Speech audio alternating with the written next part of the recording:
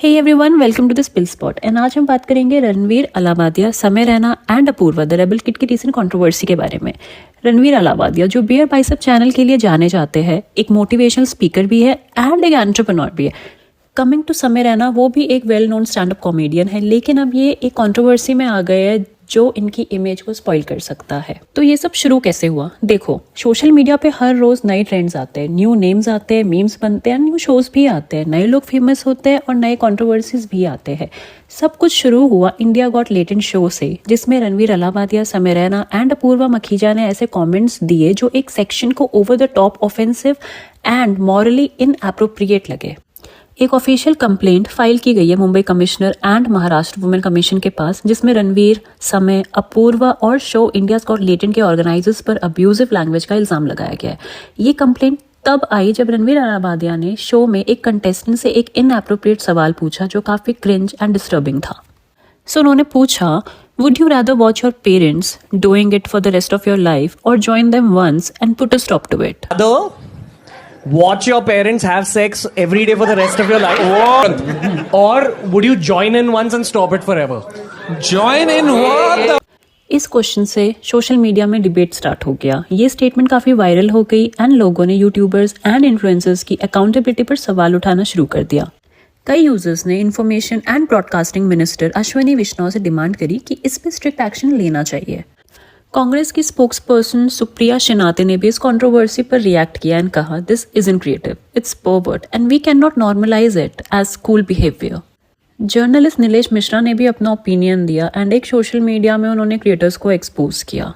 उन्होंने मेंशन किया, would you rather watch your parents doing it for the rest of your life और would you join in once and stop it for ever?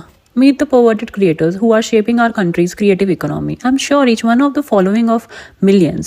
This content is not designated as an adult content. It can be seen with ease even by the child if the algorithm takes him or her there. The creators or the platform have zero sense of responsibility. I'm also not surprised at all that 4 people at the desk and lots of in the audience celebrated this and had a general laugh.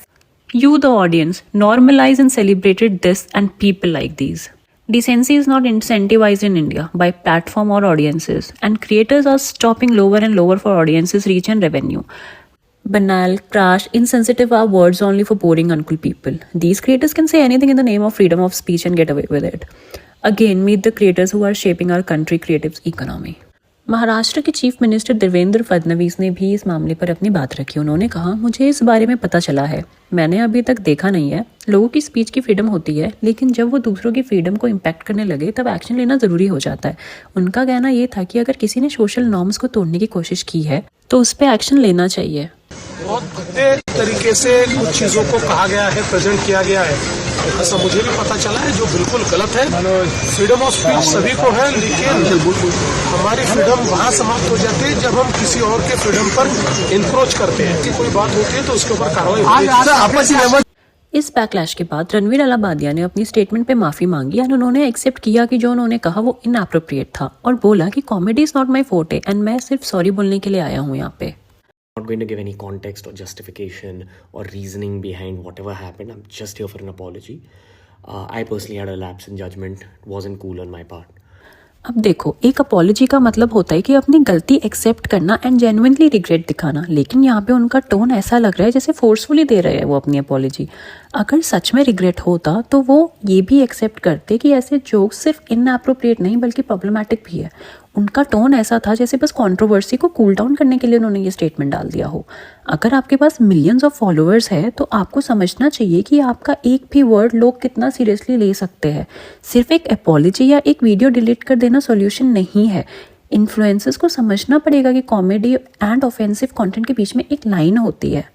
इस apology में लोगों के काफ़ी negative comments आए, जैसे कि this is a mask, we saw your real face. Funny के चक्कर में कुछ भी बोलना is not okay. You are a good actor because you are trying to cover your bad face through this apology mask. शुरू से ही तेज लगता था तू मुझे, घटिया सोच। After so much of drama, Ranveer Allahbadia का controversial India got latent episode YouTube से इंडिया में ब्लॉक कर दिया गया है गवर्नमेंट के ऑर्डर्स के बाद। ये बात इन्फॉर्मेशन एंड ब्रॉडकास्टिंग मिनिस्ट्री के एक ऑफिशियल ने कंफर्म की है, सीनियर एडवर्टाइजर कंचन गुप्ता ने ट्विटर में।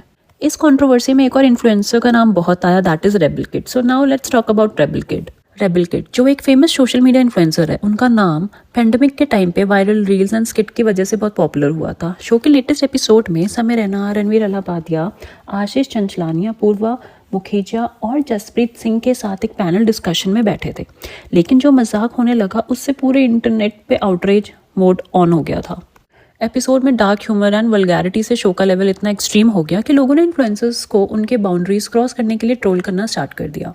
शो के दौरान रेबल किड ने एक कंटेस्टेंट को इंसल्ट करते हुए एक वल्गर कमेंट पास किया जो इंटरनेट में वायरल हो गया एंड वो हैवी बैकलैश का शिकार बन गई। रेबल किड और एक कंटेस्टेंट के बीच में एक हीटेड कॉन्वर्सेशन दिखने को मिला, लेकिन ये चीज़ यहाँ पे गलत पोर्ट्रे किया गया।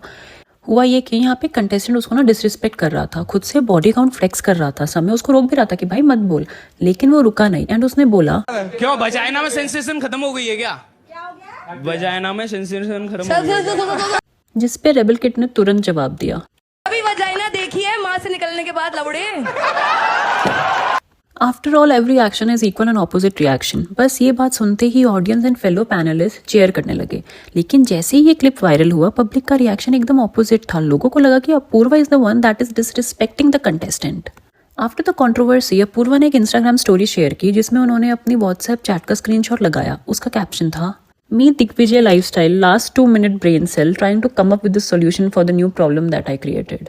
इसके बाद लोगों को लगा कि ये उनका इनडायरेक्ट रिएक्शन था इस कंट्रोवर्सी पे, जिसमें वो बैकलैश का मजाक उड़ा रही है।